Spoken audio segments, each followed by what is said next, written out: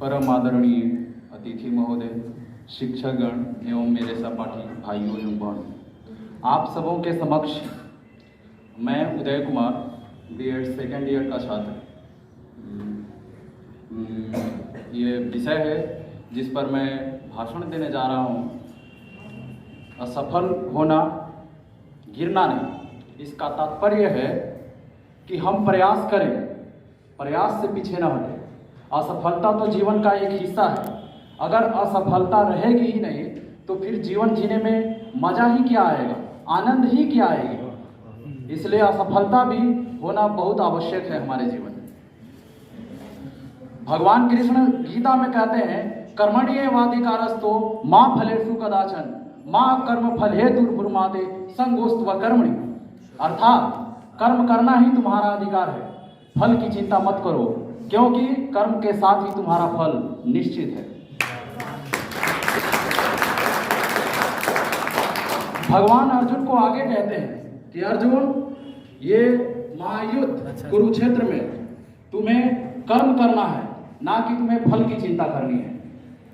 तुम यदि युद्ध में वीरगति भी प्राप्त होते हो तो भी इसमें तुम्हारी असफलता नहीं है। तुम्हारी असफलता यह है कि तुम यदि शस्त्र नहीं उठाओगे और तुम युद्ध नहीं करोगे, ये असली असफलता है। तो हमें कर्म करना चाहिए। कबीरदास कहते हैं कि कबीरदास जी कहते हैं कि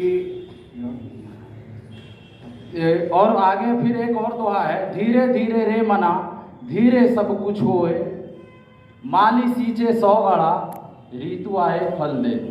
अर्थात प्रयास करना है, और ये नहीं कि आप प्रयास किए और तुरंत ही फल मिलेगा। तो ये जो विषय है, असफल होना, गिरना नहीं। असफल होना यहाँ पर इसका मतलब यह है कि आप प्रयासरत रहें, असफलता तो आएगी, और गिरना नहीं। मतलब अगर गिरने से यहाँ यह तात्पर्य है कि आप अपने जीवन में कुछ करना ही छोड़ दिए, आप हार मान लिए। जो पंक्ति हम बोल रहे थे, ये है कबीरदास जी कहते हैं, मन के हारे हार है, मन के जीते जीत। यदि आप मन से हार गए तो आपको इस संसार में कोई भी विजय हासिल नहीं करा सकता है। और यदि आप मन से जीत गए और मन में यह दृढ़ संकल्प है आपका कि मैं जीत सकता हूं, तो आपको जीतने से दुनिया की कोई भी ताकत नहीं रोक सकती।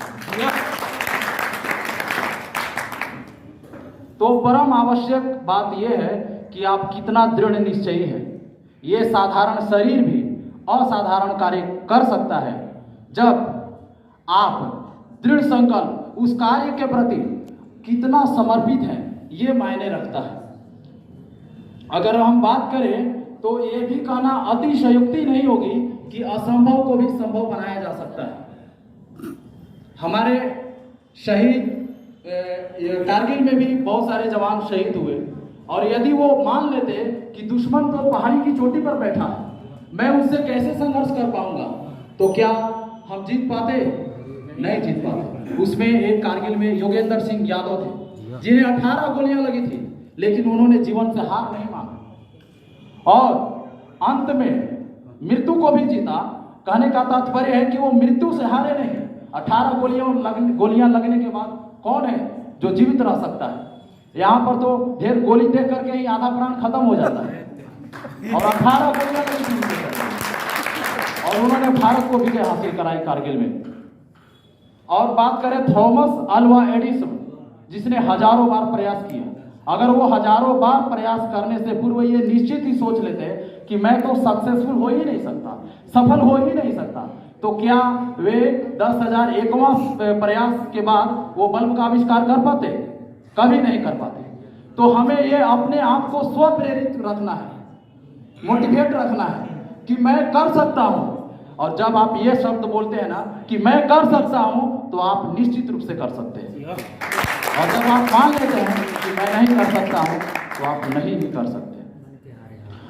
आपको बताते हैं, एक दोहा है, करत करत अभ्यास के जड़मति होत सुजान, रसरी आवत जातते सील पर पड़त निशान। इसका तात्पर्य है, करत करत अभ्यास के, आप धीरे धीरे अभ्यास करके जड़मति होत सुजान, जो जड़ मत है वो भी अच्छा बुद्धिमान बन सकता है। रसरी आवत जात ते शिल पर परत निशान, जो जिस रसरी कितना कोमल होता है उसे आप चाकू से काटे तो काट दे सकते हैं, लेकिन वही रसरी जब बार बार शिला पर खींचता है तो शिला को भी खींच देता है, उसमें भी गड्ढा बना देता है। तो हम क्यों नहीं कर सकते? एक वरदराज नाम का व्यक्ति था, बालक था, 5 वर्ष की अवस्था में वो गुरुकुल में प्रवेश लिया और उस समय उसके गुरुजन ने बार बार असफल होने पर बाहर कर दिया, लेकिन जाते समय मार्ग में उसने देखा कि घड़ा पर कंकड़ मारते हैं तो वो फूट जाता है, लेकिन जब उसे बार बार शिला पर रखा जाता है तो शिला में भी गड्ढा बना देता है। तो मैं क्यों नहीं कर सकता हूं? और फिर वो उस कुएं से आधे मार्ग से लौटकर जाता है पुनः गुरुकुल में और अच्छे वातावरण से फिर गुरु उनको पढ़ाते हैं और आगे चलकर व्याकरण का बहुत बड़ा पुस्तक निर्माण करता है, बनाता है, जिसे संसार के लोग पढ़ते हैं और सीख रहे हैं। धन्यवाद।